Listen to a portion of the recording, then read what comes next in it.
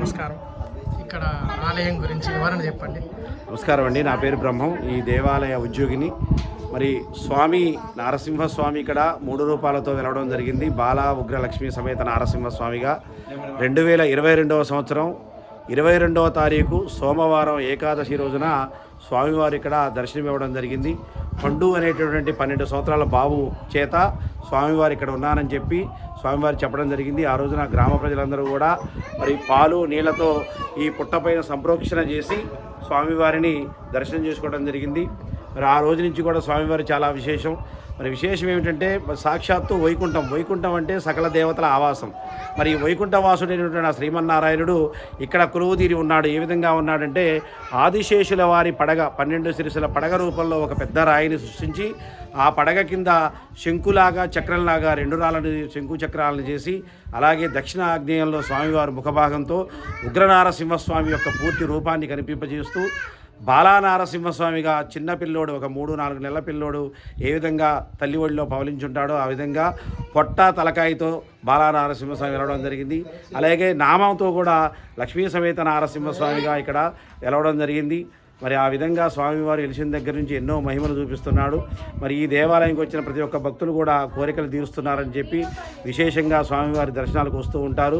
మరి అనతి కాలంలోనే గొప్ప దేవాలయం నిర్మించుకునేటువంటి దేవాలయం కూడా కేవలం 2.5 సంవత్సరాల కాలంలోనే 10 కోట్ల రూపాయల వ్యయంతో స్వామివారి దేవాలయం నిర్మాణం జరుగుతుంది. పూర్తిగా కృష్ణశిల రాయితోటి ఈ యొక్క దేవాలయ నిర్మాణాన్ని జరుపుతున్నారు కమిటీ వారు. దీనికి ఎంతో కృతనిశ్చయంతో చైర్మన్ గారు, ప్రధాన అర్చకుల వారు నరసింహమూర్తి గారు కూడా ఇద్దరు కూడా చక్కగా స్వామివారి యొక్క విశేషమైన అనుగ్రహంతో వారు చక్కనైనటువంటి సేవా కార్యక్రమాలు నడిపించడమే కాకుండా ఈ దేవాలయంకి వచ్చే ప్రతి ఒక్క భక్తులు కూడా నిత్య వైకుంఠ దర్శనం చేసుకునేటువంటి దేవాలయం. ఎందుకంటే యావత్ భూమండలం మొత్తం కూడా మరి ఎక్కడా కూడా స్వామివారు నిత్య వైకుంఠ దర్శనం ఇచ్చేటువంటి దేవాలయం లేదు. ఇక్కడ మాత్రమే స్వామివారు ఉత్తర ఈశాన్యంలో నిలబడ్డ వారికి మాత్రమే స్వామివారి దర్శనం ఇస్తున్నారు. ఆ రోజు స్వామివారు కూడా చెప్పారు, స్వామివారు నేను నిత్య వైకుంఠ దర్శనం ఇస్తానని చెప్పాడు. అదేవిధంగా భక్తులకి ఉత్తర ఈశాన్యంలో నిలబడ్డ భక్తులకు మాత్రమే ఆయన దర్శనం ఇస్తున్నారు. అదేవిధంగా భగవంతుణ్ణి మనసా వాచా కర్మన నమ్మి సేవించే వారికి తప్పకుండా వారి యొక్క కోరికలు నెరవేరుస్తూ వారికి అండదండగా ఉంటున్నాడు. నారసింహ పాహిమాం నారసింహ రక్షమాం అనేటువంటి దివ్యనామంతో ఎవరైతే భక్తులు నిత్యం భగవన్నామస్మరణ చేస్తూ ఉంటారో భగవంతుడు నిండుగా వారిని అనుగ్రహిస్తున్నాడు. ఈ దేవాలయం విశేషాలు చాలా గొప్పగా ఉన్నాయి. సాక్షాత్తు నాగదేవత కూడా స్వామివారి వెలిసిన దగ్గర నుంచి ఈ పుట్టలోనే ఉంటూ మరి ఇప్పటికి దాదాపు 10-12 సార్లు వచ్చిన భక్తులకు దర్శనం ఇవ్వడం జరిగింది.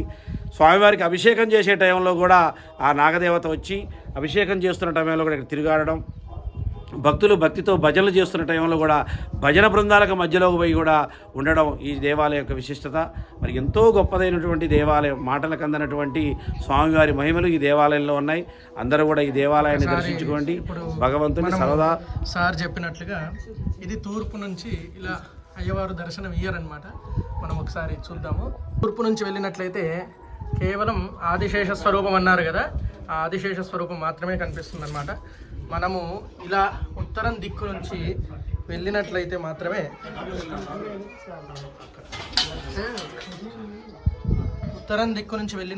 మాత్రమే మనకు ఈ లక్ష్మీ ఉగ్ర నరసింహస్వామి అక్కడ కదా, ఇక్కడ మాత్రమే ఉగ్ర నరసింహస్వామి ఇలా ప్రతినిత్యము ఉత్తరం దిక్కు నుంచి దర్శనమిస్తారని చెప్పారు కదండి. సో ఇంకా బాలా నరసింహస్వామి గురించి ఒక్కసారి ఈశాన్యం మూలలో ఆ చందన పుష్పాన్ని కొద్దిగా పక్క తీయండి. స్వామి లోపలికి వెళ్ళి ఆ చామంతి పుష్పాన్ని తీయండి. చక్కగా స్వామివారి దర్శనం నిండుగా కనపడుతుంది. స్వామివారు కనపడతాడు. చూడండి, అక్కడ చందనం ముద్ద కింద ఉన్నటువంటి రూపం తలకాయి పొట్ట చాలా చక్కగా కనపడుతుంది. చూడండి, విశేష దర్శనం. అలానే సూక్ష్మ నామ దర్శనం అనేది శంఖచక్ర గదా నామస్మరణ.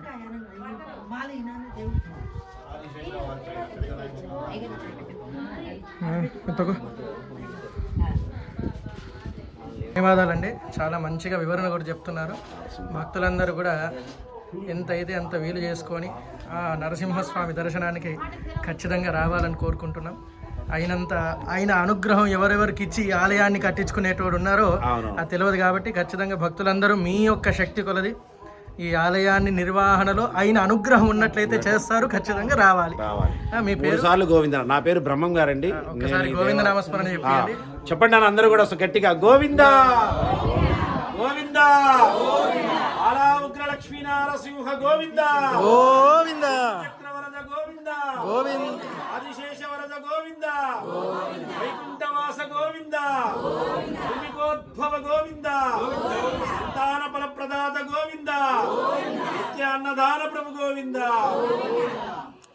విశేషంగా ఈ యొక్క మందిరంలో వచ్చేటువంటి భక్తులకి అంటే భోజనం దొరుకుతుందా లేదా అనేటువంటి విషయం మార్నింగ్ 9:30 నుంచి ఉదయం 9:30 మొదలైన భోజనం రాత్రి 10:30 వరకు నిర్విరామంగా విశేషంగా స్వామివారి యొక్క అనుగ్రహం చేత జరపబడుతుంది. ఖచ్చితంగా. సో మీరు ఇంత దూరం వచ్చినటువంటి వాళ్ళందరికీ కూడా భోజన వ్యవస్థ కూడా లేకుండా హాయిగా ఆయననే అనుగ్రహించి అన్నదానం ఇత్యాది కార్యక్రమాలు అనాలే దర్శనానికి ఏదో పెద్దగా ఆగాల్సి వస్తుందనేది కూడా లేకుండా హాయిగా అలానే ఇక్కడ ఉన్నటువంటి ఇలాంటి భక్తులందరూ కలిసి ఆయన గురించి విశేషంగా చెప్తూ, అంటే ఇప్పుడు మన వీడియో తీస్తున్నామని చెప్పడం కాకుండా ఈ వీడియో తీయకంటే ముందు మాకు కూడా చెప్పడం జరిగిందనమాట, ఎలా దర్శనం చేసుకోవాలి అన్నటువంటి విషయం గురించి. అది చూసి నేను ఇలా చెప్తే బాగుంటుంది, ఎందుకంటే ఆలయాల గురించి తెలియట్లేదు ఈ మధ్య ఎవరికి కూడా. కేవలం వస్తున్నారు, దర్శనం చేసుకుంటున్నారు. అలా కాకుండా ఈ ఆలయంలో ఎలా దర్శించుకోవాలి అనేటువంటి విషయాన్ని కూడా స్పష్టంగా చెప్తున్నారు. సో అందుకోసం ఇక్కడ వచ్చేటువంటి వాళ్ళకి ఇబ్బంది లేదు, అయ్యవారిని ఎలా చూసుకోవాలి, ఎలా చూడాలనేటువంటి విషయం పట్ల కూడా ఇబ్బంది లేకుండా గొప్పగా చేస్తున్నారు. ధన్యవాదాలు. లక్ష్మీ నరసింహ గోవింద.